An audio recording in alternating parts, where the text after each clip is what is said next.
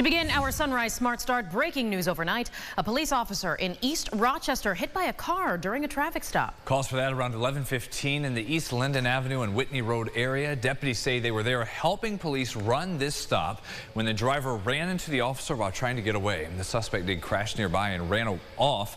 The officer has minor injuries and we're told expected to be okay.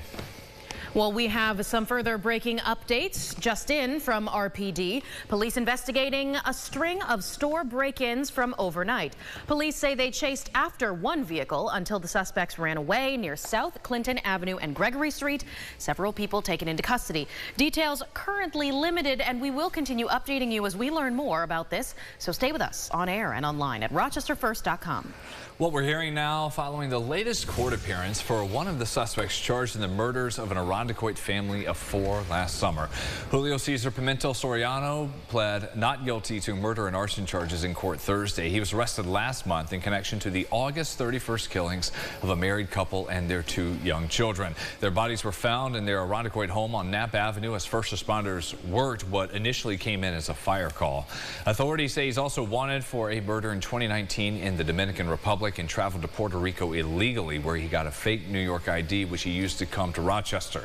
His brother, Luis Francisco Soriano, is also wanted in the case. He has not been found, and they believe he fled to Puerto Rico. There obviously is a lot here. There's a lot of moving parts. There's a lot of information that we're continue to parse through. So, we're obviously prioritizing the information and circumstances that will best allow us to prosecute this case to the full extent of the law. Looking ahead, Soriano's due back in Supreme Court. That will be Thursday.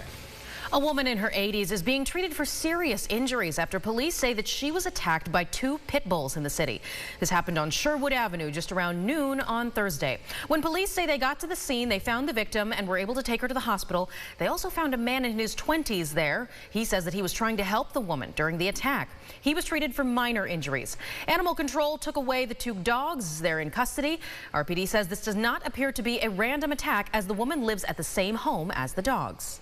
Your Sunrise traffic here at 6:52. Main expressways looking okay, though, over just east of the airport near 390. There's a crash at Westmoreland Drive and Mount Hope, and then in Henrietta, one reported on John Street between Bailey Road and Wiltsey Drive. Sunrise traffic again during CBS Mornings at about 7:25. Well, we are still tracking the aftermath of Hurricane Milton. Cleanup currently underway after landfall on Wednesday night. This storm blamed for 16 deaths so far, spawned at least 20 tornadoes, some 2 million customers still without power this morning. Milton ripped apart homes and businesses, left some communities underwater. Florida's Governor Ron DeSantis says more than 300 people have been rescued, including a 14-year-old boy spotted floating on debris. I'm just gonna come and just rip away your whole life. You don't think about that. Home is gone. So home ain't home no more. So yeah, I'm very emotional. Tens of thousands of local, state, and federal responders are there on the ground helping with all the rescue and recovery efforts. Speaking of those recovery efforts, in the aftermath of both of these hurricanes, Helene and Milton, the Red Cross is looking to help as many people as possible, and you can do that from right here in Rochester. The Red Cross will host dozens of blood drives locally. We did stop by one of those at the St. Thomas More Church on East Ave. Volunteers there working hard and donations flowing in at a steady pace. In fact, they say they could use even more volunteers. We have 3 main asks of the community right now. Obviously blood is needed down there, so we're asking people who have donated before, come back and visit us again. I know everybody's doing the best they can, and that's where, again, United States people come together in tragedy. Well, if you would like to help out, volunteer to join the Red Cross's efforts supporting the South.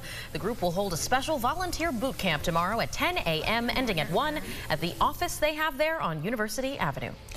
The offseason is done. Tonight, hockey is back. The Amerks will open up their 69th season at home against Belleville. Oh, it's going to be a fun night. Opening night fun starts with the pre-game Rock the Block party on Broad Street. That starts at 4.